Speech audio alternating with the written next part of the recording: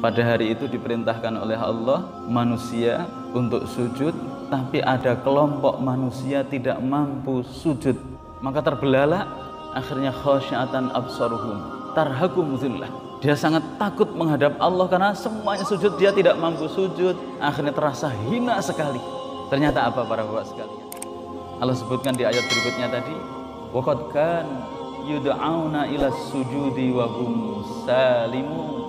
Dulu ketika di dunia, yud'auna ila sujud, ketika hayya 'alas shalah, hayya 'alas shalah, dipanggil oleh Allah untuk sholat. Itu sholat berjamaah. Hayya 'alal falah, menuju kesuksesan, kebahagiaan, ikuti jalannya para nabi dan rasul. Wahum salim, dia dalam keadaan nyaman, tentram, sempurna, tidak kurang suatu apa, sakit tidak, bepergian tidak, tapi panggilan Allah Subhanahu wa Ta'ala itu tidak menggetarkan dan menyentuh hatinya. Na'udzubillah, para sahabat yang telah menaruh kumpulan uang pribadi sahabat saat itu, kemudian Rasulullah juga turun tangan sendiri, hingga hari ini barokah Madinah dan keutamaan Masjid Nabawi yang akan merubah sejarah perjalanan dunia ke depan hingga hari ini zaman itu.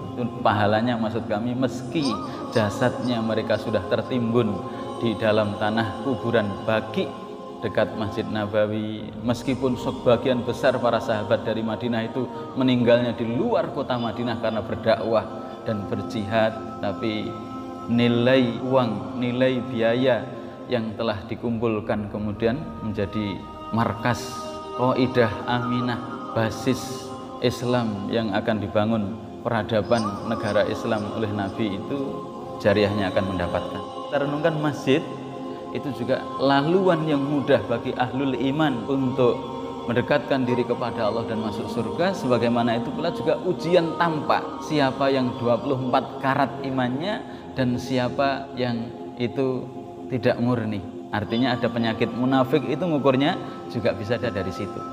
Satu kalimat yang disenandungkan oleh Nabi juga ngangkat batu sendiri, Allahumma la aisha illa aishul akhirah. Ya Allah, tidak ada kehidupan yang hakiki kecuali kehidupan akhirat.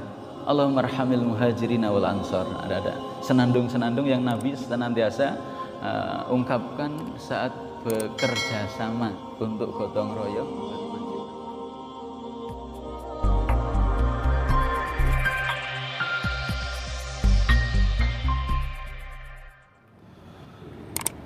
Bismillahirrahmanirrahim.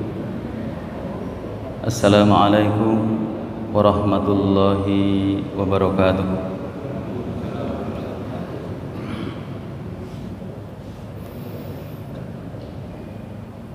Alhamdulillahi rabbil alamin.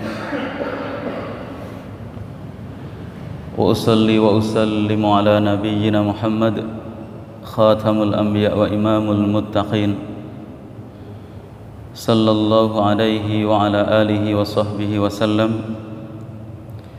Allahumma anta rabbuna la ilaha illa anta, khalaqtana wa nahnu ibaduka, wa nahnu ala wa'dika wa wa'dika mastata'na, nabu'u laka bi ni'matika alaina wa nabu'u bi dhunubina faghfir lana fa innahu la yaghfiru dhunuba illa anta. Allahumma inna nas'aluka ilman nafi'a wa rizqan tayyiba wa amalan mutaqabbala.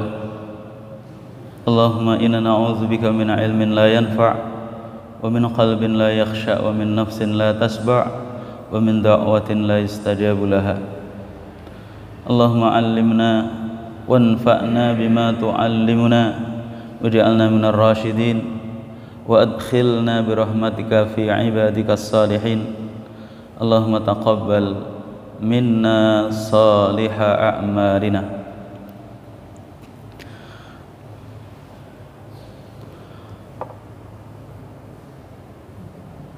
Para bapak, para ibu, saudara sekalian, jamaah salat subuh, a'azzakumullah, mudah-mudahan Allah muliakan dan yang kami hormati.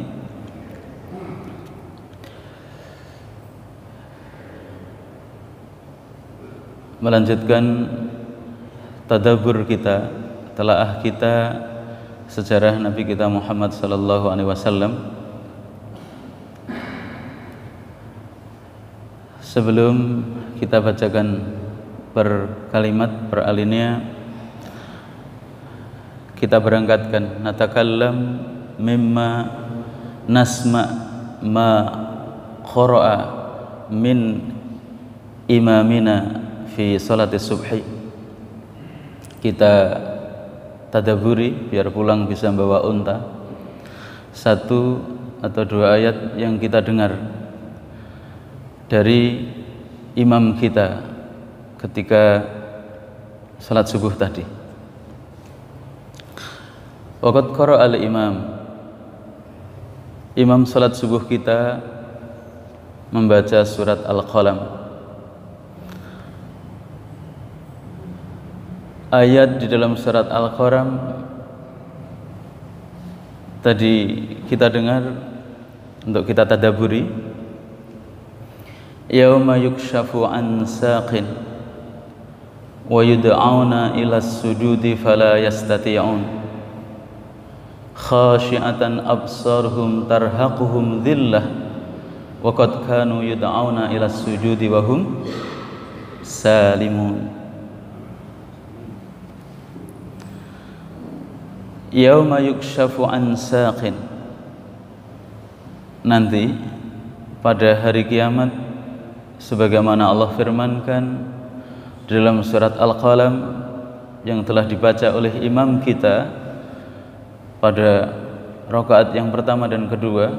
Di potongan rakaat yang kedua tadi surat Al-Qalam, yauma yukshafu an saq, pada hari kiamat nanti akan disingkap ketika peniupan trompet yang kedua. Nufikhal khur ats-tsaniyah, manusia semuanya dibangkitkan dari alam kubur. Kemudian disitulah disebut maliki yaumiddin, hari pembalasan. Itu rajanya Allah, bukan berarti raja di dunia bukan Allah. Dimaksudkan di situ karena manusia tinggal menerima balasannya. Tidak ada pekerjaan, tidak ada ikhtiar. Sebagaimana hari ini kita masih ikhtiar, usaha. Saya pengen sholat berjamaah subuh, saya atau tidak. Saya pengen pulang setelah zikir subuh, atau saya nunggu waktu syuruk, istifadah barokah waktu pagi, atau tidak. Dan sebagainya. Kita boleh memilih. Nah, sementara nanti disebut maliki yaumiddin, itu hari yaumiddin. Yaumuddin adalah yaumul jaza, kebaikan dibalas kebaikan, keburukan dibalas keburukan sekecil apapun. Faman ya'mal mithqala dzarratin khairan yarahu wa man ya'mal mithqala dzarratin syarran yarahu. Nah, di situ di antara potongan adegan pada peniupan trompet yang kedua, Allah sebutkan di dalam surat Al-Qalam tadi ada orang-orang golongan yang mereka pelaku maksiat, nas'alullah salamah wal afiyah, yauma yukshafu an saqin, pada hari itu disingkap, dibuka betisnya, ditampakkan betis. Ada orang, kelompok manusia, yauma yukshafu an saqin wa yud'auna ila sujud, kemudian dipanggil oleh Allah untuk sujud menghadap Allah. Fala yastati'un, kemudian dia tidak mampu sujud. Pada hari itu diperintahkan oleh Allah manusia untuk sujud, tapi ada kelompok manusia tidak mampu sujud. Tidak mampu sujud. Sujud itu tidak bisa. Ternyata khasyiatan absaruhum tarhaquhum dhillah, akhirnya dia terbelalak. Kenapa berubah jadi begini kaki saya? Padahal dulu sangat samapta, gerakannya sangat lincah, jumping ke sana kemari, lompat sana situ sangat mudah, berjalan dengan sempurna. Tapi ketika diperintahkan untuk menekuk lututnya sujud tersungkur, itu bentuk penghinaan, perbudakan dan penghambaan kita. Hati kita, rukuk kita, sujud sampai kening pun ditaruh di bumi, itu kan bentuk secara casing fisik seseorang itu menghinakan diri di hadapan Allah. Nah itu diulang, dia tidak mampu sujud, maka terbelalak, akhirnya khasyiatan absaruhum tarhakum dzillah. Dia sangat takut menghadap Allah karena semuanya sujud, dia tidak mampu sujud, akhirnya terasa hina sekali. Ternyata apa para bapak sekalian? Allah sebutkan di ayat berikutnya tadi, wa qad kanu yud'auna ila sujudi wa hum salimun. Dulu ketika di dunia, wa qad kanu dulu di dunia, saat di dunia dulu, yud'auna ila sujud, ketika hayya 'alas shalah,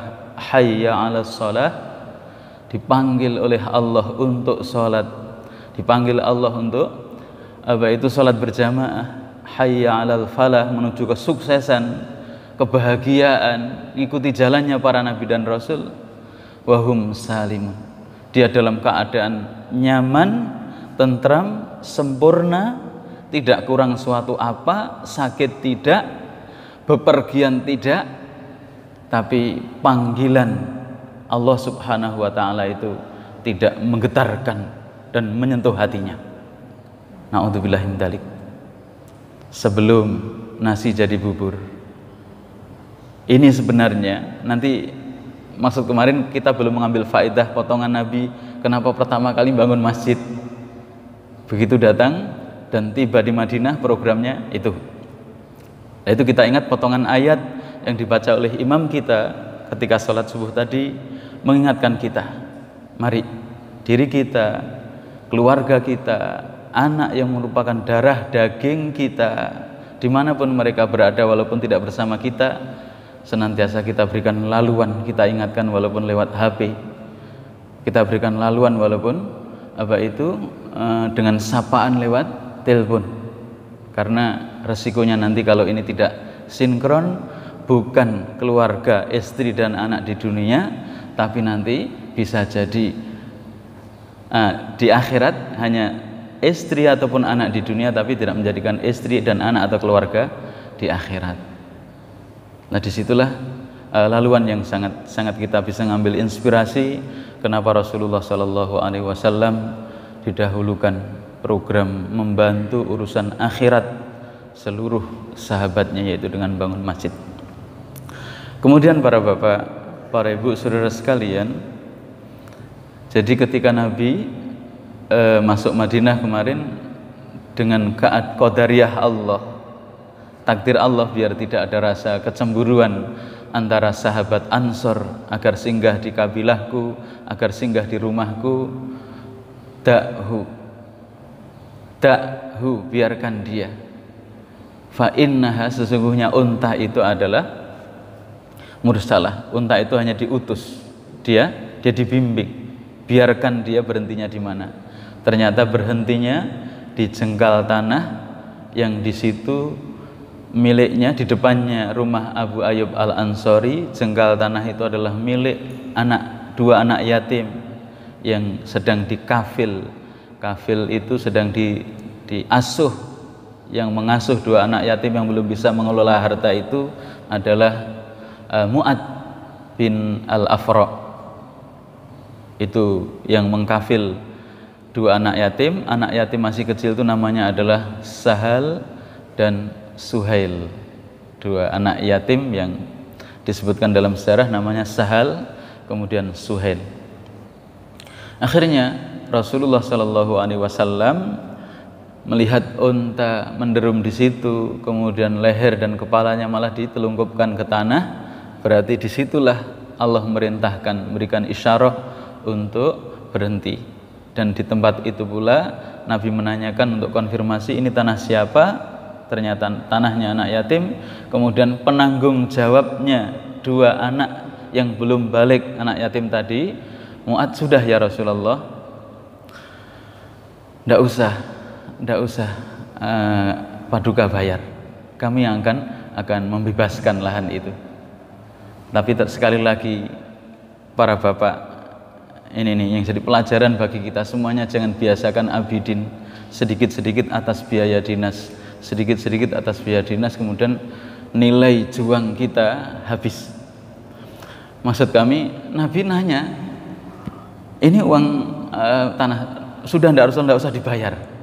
Ndak, saya harus membeli. Nah ini, karena orientasinya apa Rasulullah dalam bangun masjid itu, bangun masjid ini biar ini, karena penyakit yang kadang kalau tidak terus kita suarakan begini, kita terbuai. Allahumma la aisha illa aishal akhirah. Ya Allah, tidak ada kehidupan yang hakiki kecuali kehidupan akhirat. Dan Nabi pun tidak pengen apa itu prestasi balasan yaumid maliki yaumiddin nanti itu kurang, maka tetap pengen beli, sudah akan saya beli. Padahal tuan rumahnya tidak usah dibeli Rasulullah, kami yang akan bebaskan. Hingga Rasulullah pun tetap maksa beli, kemudian mendelegasikan pada Abu Bakar As-Siddiq.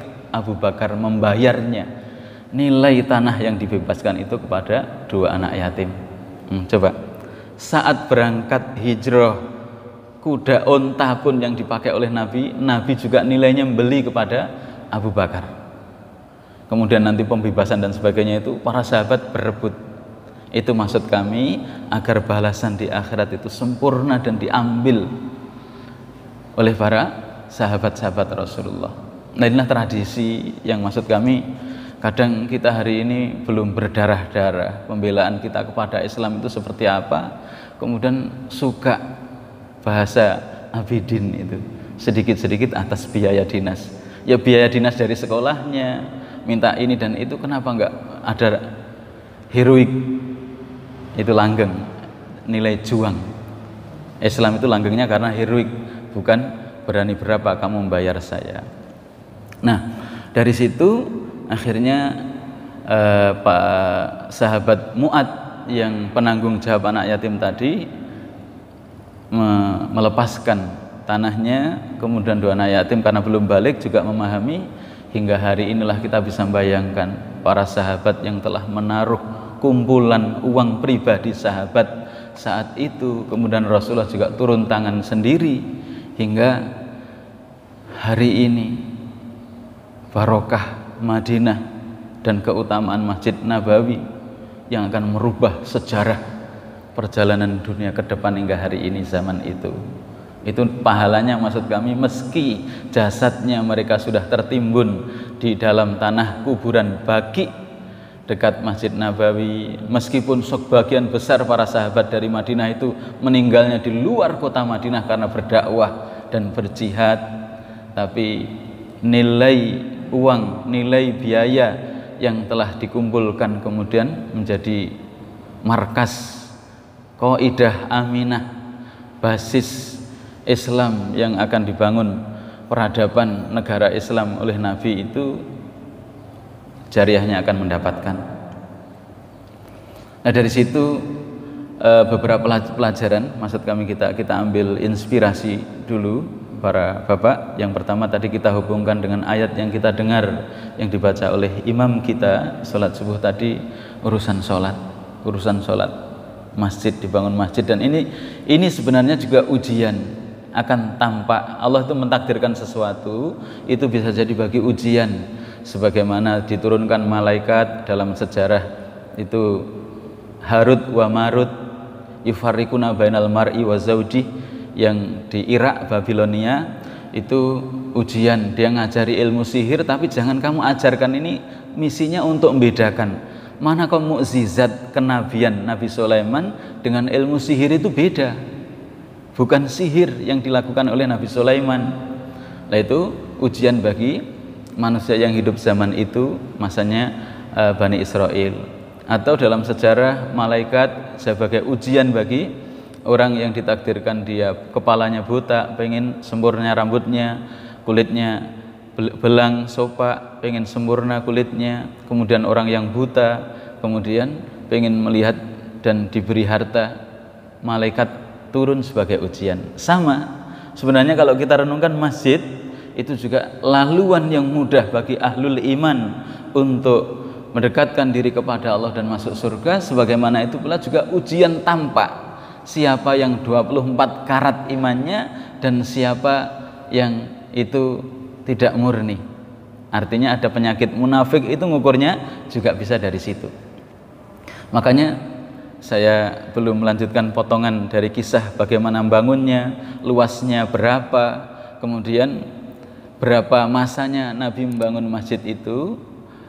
Di situ ada satu kalimat yang disenandungkan oleh Nabi. Nabi juga ngangkat batu sendiri, Allahumma la aisha illa aishul akhirah.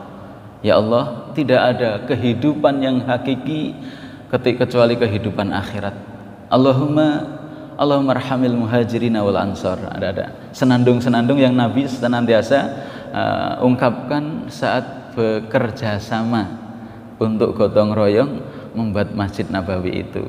Kemudian nanti dua keluarganya dibuatkan 2 kamar, yaitu istri Nabi setelah Ibunda Khadijah wafat yang janda itu, kemudian Ibunda Aisyah juga segera hijrah ke Madinah. Dua keluarga bermula dari situ ketika umur 53 tahun. Nah, ini para bapak, masjid lah, kami ingat hadis urusan masjid ini biar kita tak lekang di panas, tak lapuk di hujan. Maksudnya tidak mudah goyah. Kalau kita maklum, artinya umurnya manusia zaman dahulu kan ratusan tahun, ribuan tahun, 950 tahun itu dakwahnya. Coba, dakwahnya 900. Nah itu maksud kita, kenapa? Innallaha yakhluqu ma yasha wa yakhtar. Allah itu menciptakan sesuatu dan Allah telah memilihnya. Lah umat Rasulullah adalah kuntum khaira umat. Kalian tuh sebaik-baik umat. Asal tu'minuna billah, ta'muruna bil ma'ruf wa tanhauna 'anil munkar wa tu'minuna billah. Program amar ma'ruf nahi munkar. Proses orang untuk ngajak taat kepada Allah ketika ada kemungkaran dicegah sekuat kemampuannya, dan kita ada keimanan terhadap akhirat. Nah di situ berkaitan dengan umat Rasulullah yang terbaik, walaupun pendek masa dan umurnya itu, kalau dinalar, maksud kami dinalar itu kadang tidak bisa menjangkau umur umat zaman dahulu ribuan tahun, alfasanah, ribuan tahun. Nah kita hanya beberapa tahun, 60 sampai 60, 70 paling banter, dan asing langkalah sampai 100 tahun. Itu ternyata yaitu sudah Allah takdirkan. Makanya maksud kami diantaranya Isra dan Mi'raj itu khamsatu fil a'mal khamsuna fil ajr, 5 kali aksinya, tapi nilai di sisi Allah tetap khamsun fil ajr. Kemudian nanti ada barokah zaman, ada barokah makan, keberkahan waktu dan keberkahan tempat. Lah, agar kita, maksud kami itu keberkahan kita, umur kita, diantaranya itu tadi sudah diancam oleh Allah dalam surat Al-Qalam yang dibacakan oleh imam kita tadi. Itu kalau kita menekuni keutamaan masjid yang Nabi SAW menjadikan prioritas pertama program beliau sebagai kepala negara, itu sebenarnya kan sangat mudah, hitung-hitungan akalnya maksud kami. Lah iya, 27 tinggal kali 5, kalau kita tekun 27. Mereka yang sendirian hanya satu, itu pun kadang khusyuk kadang tidak, karena tidak dibantu kalau sendirian. Tapi kalau ada orang lain taat, kita tersentuh juga jadi taat, jadi semangat. Itu tinggal kalikan saja. 1 pekan itu kalau orang jamaah, kemudian 1 pekan orang tidak pernah jamaah, terpaut sekian masa hidupnya. Ditambah lagi para bapak, ini yang kadang belum laku-laku di pondok, di masjid kita. Kami lihat masih, ini subjektif saya, artinya di masjid kita ini belum laku itu belum begitu banyak yang merespon keutamaan ini, walaupun sebenarnya sangat dahsyat. Para ulama menyebutnya begini, tidak ada hadis yang paling agung dan besar kandungannya mengalahkan hadis ini daripada hadis-hadis Rasulullah yang lain. Apakah hadis itu? Hadis itu bisa kita praktekkan besok hari Jumat itu loh. Ini urusan masjid, hubungan kita, hati kita dengan masjid gini. Khususnya hari Jumat, maniktasala, siapa yang maniktasala, man ghasala yaumal jum'ati waqtasala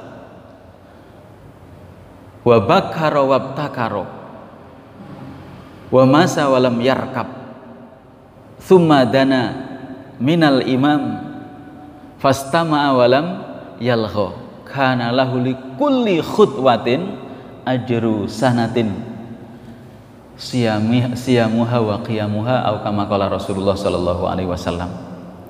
Ini 5 syaratnya 5. Sudah jenengan ambisi dan rakus mengumpulkan dunia.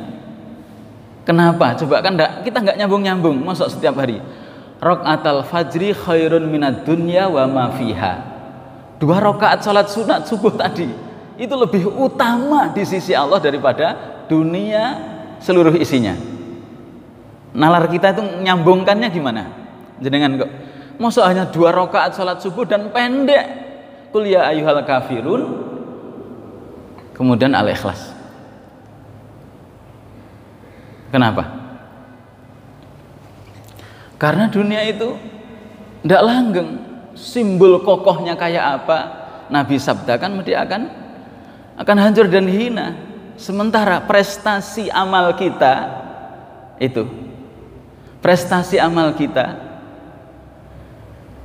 itu akan kembali kepada Allah di sisi Allah dengan kejujuran dan keikhlasan kita. Itu akan langgeng. Makanya 2 rakaat seperti itu. Apalagi coba hadis ini tidak masuk akal. Tapi Allah gampang saja dengan kasih sayangnya, umat Rasulullah itu umat yang pendek umur, tapi akan mengalahkan ribuan umur yang diberikan kepada umat-umat sebelum Rasulullah. Coba jenengan, hadis ini masyhur sekali. Barang siapa man ghasala yaumal jum'ati waqtasala, kalau hari Jumat itu dia mandi, ghasala yaumal jum'ah waqtasala, mandi janabat sekujur tubuh. Itu sudah merupakan kewajiban kita setiap pekan sekali, walaupun juga tidak ada sebab harus janabat, tapi ketika hari Jumat itu sunnah. Waqtasala, syaratnya itu mandi janabat. Terus syarat nomor 2, wa bakara wabtakara. Lah ini maksud kami tadi, kadang kami lihat ya, hanya beberapa ahlul iman, kaum muslimin yang kadang kalau masjid yang lain itu sudah sengkuyung ya, mungkin para bapak dari kantor tergopoh-gopoh, kami maklumi itu. Cuma kami sentuh hadis ini biar barokah waktu kita. Dia pagi-pagi gasik, tidak melelet, diulur-ulur. Begitu urusan beres dan kira-kira jam 10 lah biasanya petugas masjid kemudian sudah ngecek mic dan sebagainya, itu jam-jam 10 itu kalau masjid lain sudah hiruk pikuk dan rame, hati itu terbantu urusan akhirat kita. Para bapak-bapak sudah pada di masjid, kemudian sudah berangkat ke masjid yang di luar. Bakaro wabtakaro, mandi janabat pagi-pagi. Ingat hari Jumat itu Sayyidul Ayam, hari raya pekanan. Dia berdandan sebagus-bagusnya, berpakaian sebagus-bagusnya, pakai minyak wangi, pagi-pagi segera ke masjid. Ya taruhlah jam 10 itu sudah, artinya aktivitas dari pagi sampai jam 10 itu di cancel. Kisaran begitulah ngukur urusan pribadi-pribadi kita. Kemudian nomor 3 syaratnya apa? Bakara wabtakara wa masa walam yarkab. Ini di hadis itu yang nomor 3, jalan kaki. Jangan ada kesombongan pajero spotnya diparkir di depan masjid. Bukan sombong karena tidak ada tempat parkir saja. Maksud kami, kenapa di dalam hadis syaratnya masa walam yarkab? Dia jalan kaki dari rumahnya menuju tempat masjid untuk salat Jumat itu tanpa naik kendaraan. Ini Karena ada tumbuh rasa tawadhu, rendah hati, berbeda. Penggembala unta itu sifat angkuh dan congkak sombongnya mesti ada. Penunggang kuda yang gagah itu mesti ada rasa sombongnya daripada penggembala kambing. Itu naluri. Lingkungan itu mempengaruhi jiwa seseorang. Maka Nabi sebutkan dia jalan kaki dari rumah tanpa naik kendaraan meski sepeda ondel. Rasakan, khusus hari Jumat saja, sekali itu saja. Ya, masa walam yarkab. Keempat, yang terakhir, kemudian karena dia pagi-pagi dia mendekat tempatnya imam. Wadana minal imam, mendekati tempat imam. Mumpung nanti takmir masjid belum buat labelisasi khotib, imam, muadzin. Ambil, ini diberi laluan, siapapun boleh mengambil hadis ini. Kadang kan masjid-masjid tertentu, apalagi di kota besar itu kan masjid sudah dikapling, khotib, muadzin. Itu sudah dikapling, ada, oh nggak boleh diduduki ini sajanya khotib, nggak boleh diduduki tempat ini tempatnya muadzin. Tak, masjid kita dibuka seluas-luasnya, silahkan. Siapa yang duluan, yang penting wadana minal imam. Dekat tempatnya khotib dan imam ini.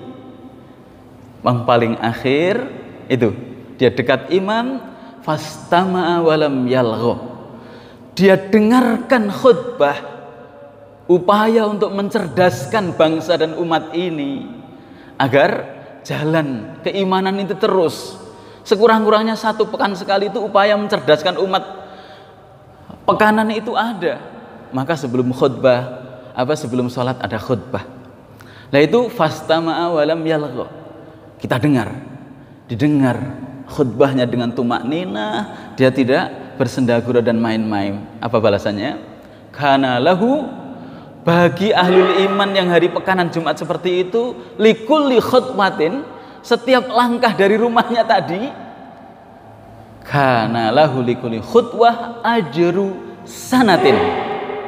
Pahalanya 1 langkah itu seperti 354 hari. 1 tahun, 1 langkah itu seperti 1 tahun. 1 tahun ngapa? Tidur dan bekerja urusan dunia? Tidak. 1 tahun itu adalah qiyamuha, siyamuha wa qiyamuha. 1 tahun dia siang hari puasa, 1 tahun dia malam hari qiyamul lail. Enggak masuk akal kan? Gampang saja Allah itu dengan karunia-Nya. Dzalika fadlullah liman yasha. Jangan dijangkau dengan akal. Para ulama-ulama itu dalam syarah hadis ini, tidak ada keutamaan hadis yang lebih dahsyat ngalahkan hadis ini. Ini belum laku-laku. Maksud kami, ketika urusan-urusan yang sifatnya fardu ain sudah kita penuhi, kok masih sibuk dengan pernik dunia, seolah-olah itu rebutan urusan dunia akan ditinggal. Sementara 1 langkah yang ia lakukan ketika mau berangkat ke masjid jalan kaki itu seperti 1 tahun puasa dan qiyamul lail. Bayangkan kalau itu kita setiap pekan bisa mengambilnya. Padahal berapa langkah kita dari rumah yang paling jauh, yang paling besar pahalanya. Sekali saja. Itu tanpa sepeda motor, tanpa sepeda ondel, apalagi mobil. Kita rendahkan hati kita, kita hinakan diri kita, ada perasaan rendah hati, tidak ada kesombongan. Sekali saja khusus Jumat itu Masya Allah 1 langkah yang kita lakukan seperti 1 tahun puasa dan sholat malam. Ini belum laku-laku. Yes, maksud kami ya jangan timbang-timbangan pensiun ataupun tidak pensiun. Yes, yang penting urusan iman ini, urusan iman. Jangan beralasan saya belum pensiun, jangan alasan saya anak banyak dan sebagainya, jangan.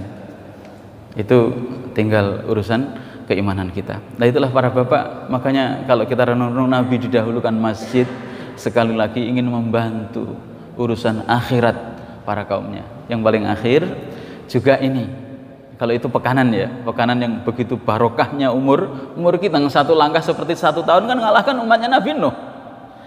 Atau agar kita tidak goncang, mudah terhempas fitnah hari ini yang begitu ngerinya, hadis ini dan termasuk saya juga, meski kami juga belum mampu sampai optimal total, karena masih pekerjaannya wiritan, wirawiri neng ratan, banyak wirawiri kesana kemari, itu kadang berat. Para bapak yang kalau ada target, maksudnya ini menghubungkan diri kita dengan orang soleh zaman dahulu. Man sholla fi jama'atin wa adraka takbiratal imam arba'ina sanah kutiba lahu bara'atun minan nifaq wa bara'atun minan nar. Itu siapa yang melazimi, siapa yang mampu sholat jamaah terus 5 waktu sampai 40 hari saja. Nah ini kan mungkin ancang-ancang kita itu loh, maksud kami kita sudah Sya'ban, ancang-ancang kita tanggal 4 Sya'ban, coba dihitung dari Sya'ban tanggal 4, tanggal 5 sampai nanti akhir Sya'ban, Ramadan apalagi kita akan sengkan, mampu jamaah sampai 40 hari subuh sampai isya-nya, terus pastikan tidak terlambat takbiratul ihramnya imam, nggak terlambat. Itu 40 hari apa coba? Dia akan dapat garansi dari Rasulullah Sallallahu Alaihi Wasallam. Ini hati itu kalau diisi urusan-urusan itu kan enak, akhirat, diisi kata-kata dari langit, diisi Al-Quran itu kan dari langit, diisi zikir, diisi wirid, bacaan-bacaan sholat itu enak. Kalau isinya dunia lelah. Lah di situ pasti orang yang mampu seperti itu akan selamat dari sifat munafik. Bara'atun minan nifaq wa bara'atun, dia akan selamat dari api neraka, kemudian Allah masukkan surga. Tauhidnya sudah lulus. Kita nggak bahas urusan tauhid itu coba kita rasakan itu. Nanti yang lain akan mudah ketika sudah pastikan tidak terlambat takbiratul ihramnya imam dimanapun kita berada. Ketika ada panggilan adzan di kantor kita, di pekerjaan dimanapun, pokoknya jamaah, kemudian tidak terlambat takbiratul ihramnya imam sampai 40 hari. Nah itu akan bisa nyambung ketika orang soleh zaman dahulu satu hari itu sholatnya 100 rakaat, sholat isya, wudhu sholat isya-nya dipakai untuk sholat subuh, wudhu sholat maghrib dipakai sholat isya, itu sangat umum. Kemudian mereka tidaklah aku mendengar hayya ala sholah Sa'id bin Musayyib di Masjid Nabawi kecuali pasti aku sudah di masjid selama 40 tahun, tidak hanya 40 hari, 40 tahun hayya ala sholah itu pasti aku sudah ada di masjid. Itu kayak di planet lain. Nah itu kita coba dari sekuat kemampuan kita urusan-urusan gini. Wallahu a'lam bishawab. Aku qouli hadza wa astaghfiruhu innahu huwal ghafurur rahim. Wa sallallahu ala nabiyyina Muhammad wa ala alihi wa sahbihi wasallam. Assalamualaikum warahmatullahi wabarakatuh.